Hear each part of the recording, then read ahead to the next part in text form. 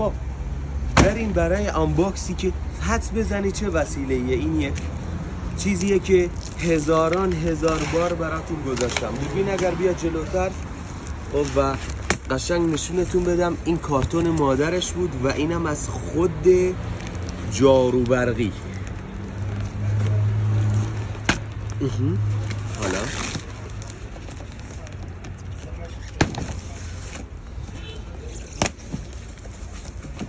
نگاه کنید، اینم از این لوله کنفی که 15 سال 20 سال قرار عمر کنه. جاروبرقی رو هم عوض بکنید این لوله رو نمیندازید دور، انقدر لوله خوبیه.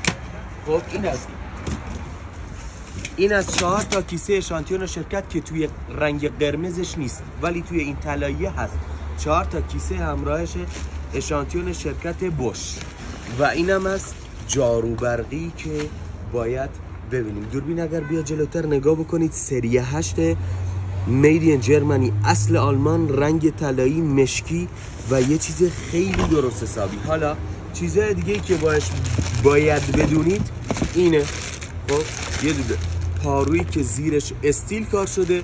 خب و خدمتتون عرض میکنم که به اصطلاح یه دونه پارو داره، یه دونه سری داره، یه دونه دسته‌ای که به اصطلاح به قولی اینجا رو میگیرید بعد جا رو میکنید و لوله تلسکوپی که اینجوری به قولی باز و بسته میشه. حالا توی بسته بندیش نمیخوام دست بزنم.